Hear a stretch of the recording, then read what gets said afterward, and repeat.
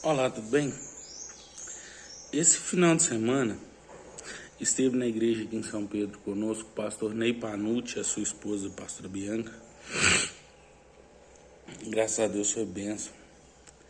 E desde ontem à noite, a pregação que ele fez me chamou a atenção, me marcou de muitas maneiras.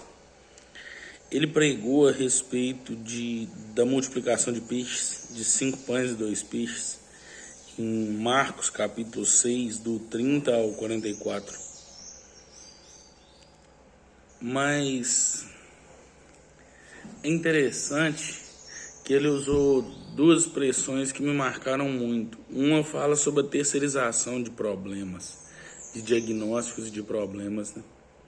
Diz que uma grande multidão seguiu o Senhor. De tarde os discípulos falaram assim: Senhor, despede a multidão para que eles vão e compram um pão para comer, porque já está tarde, que não tem.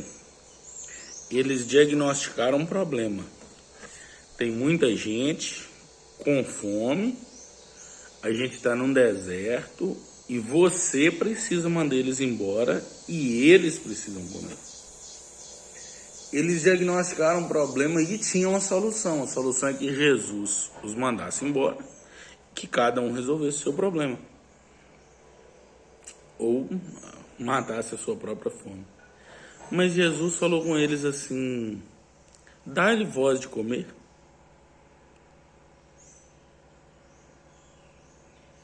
E a partir disso o pastor Ney falou sobre o sacerdócio de todos os santos, que é responsabilidade de cada um de nós fazer a sua parte.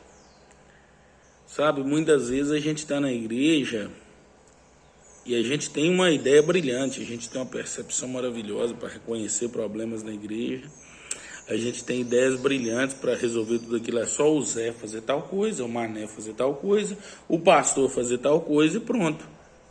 Mas a gente não toma essa responsabilidade para nós. A gente espera que o reino de Deus cresça, mas a gente acha que é a obrigação do pastor ganhar novas almas. Cara, não é. Esse sacerdócio de todos os santos, ele depende do que eu faço, do que você faz.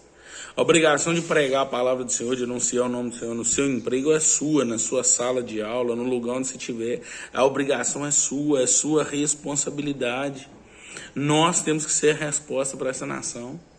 Nós temos que alimentar esse povo com a palavra do Senhor. O problema é que a gente está esperando que Deus faça a obra, que haja um avivamento, mas esperando que cada um se encontre com Deus milagrosamente ou de alguma maneira que não nos envolva. Não. É só os pastores se dedicarem mais, é só os líderes se esforçarem mais. Cara, mas e a sua responsabilidade? O que você vai fazer diante de tudo isso? E quando Jesus diz a eles: deem voz de comer a eles, falam assim: Senhor, nem se nós tivéssemos 200 denários, não ia dar para comprar comida para esse povo todo. Nós estamos no deserto. Jesus fez uma pergunta maravilhosa: o que tendes? O que você tem? Eles disseram: temos 5 pães e 2 peixes. Ele falou assim: manda eles assentar aí. E eles assentaram em ranchos de 100 e de 50. E Jesus partiu, tomou o pão, os pães e os peixes e abençoou e partiu. Todo mundo comeu e sobraram 12 cestos cheios. Essa pergunta do Senhor é maravilhosa: o que tendes? Apocalipse 3:11 diz: eis que venho sem demora, guarda o que tens para que ninguém tome a sua coroa.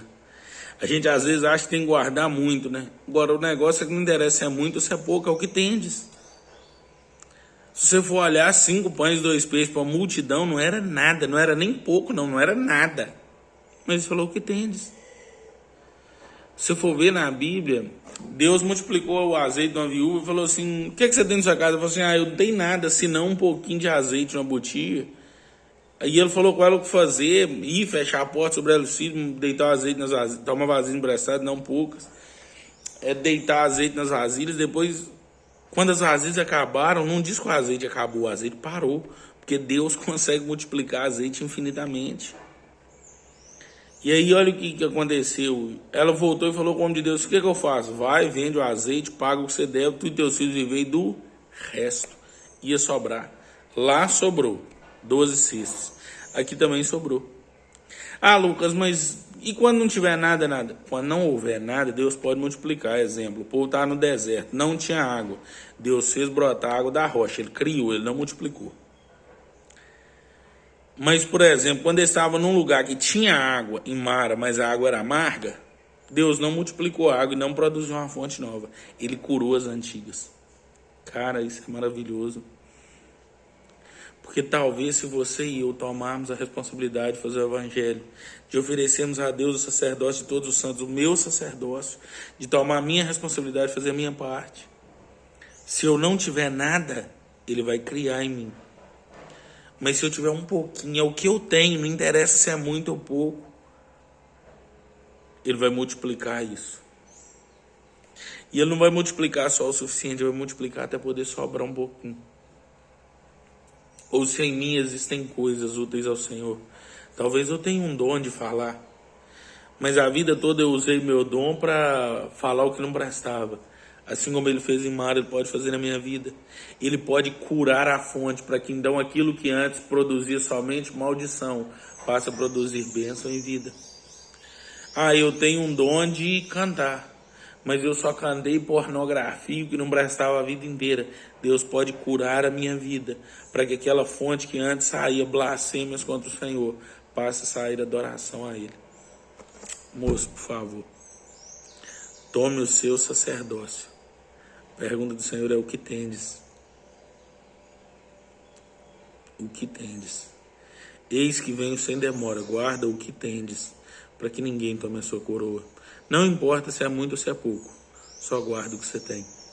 Deus abençoe sua vida em nome de Jesus. Um grande abraço.